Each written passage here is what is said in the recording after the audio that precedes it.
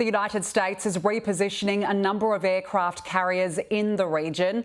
The Pentagon has confirmed the US will be assisting Israel to restock its munitions. Sky News Washington correspondent Annalise Nielsen joins us now live. Annalise, what is the White House saying? Look, the White House has been providing updates throughout the weekend since this began. What the president has said is he's been in constant communication with Israeli Prime Minister Benjamin Netanyahu, and that the US is going to continue giving full support to Israel to defend itself. In particular, the statements come out from the Pentagon just in the last few hours saying that they are going to be sending these aircraft carriers to the region along with guided missile technology. Now, they've been quite specific in their language that this is a deterrent. They're quite concerned that others in the region might use this incident as an in to then attack Israel further. And the White House has said it's speaking to allies and contacts in the region to make it quite clear that the US will not stand by and watch that. In this Pentagon statement, it continues, in addition, the United States government will be rapidly providing the Israel Defense Forces with additional equipment and resources, including munitions.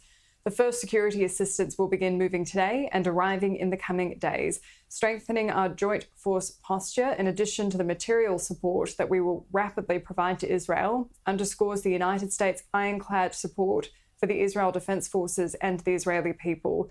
My team and I will continue to be in close contact with our Israeli counterparts to ensure they have what they need to protect their citizens and defend themselves against these heinous terrorist attacks.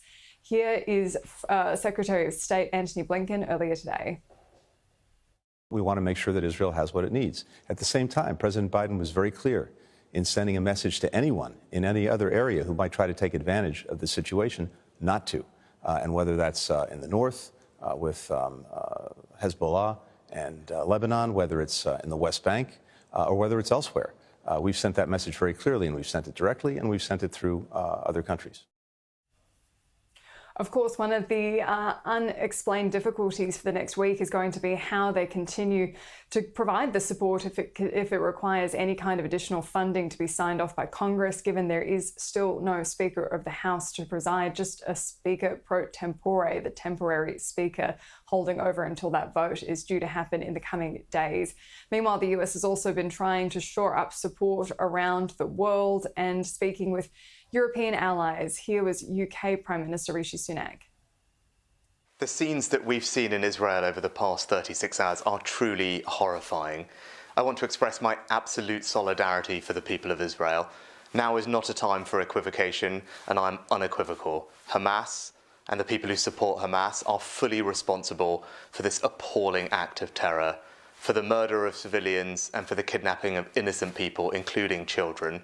I've just spoken with Prime Minister Netanyahu to assure him of the UK's steadfast support as Israel defends itself against these appalling attacks. We will do everything that we can to help. Terrorism will not prevail. The White House says there will be further updates about additional support throughout today and tomorrow. Annalise, thank you for the update.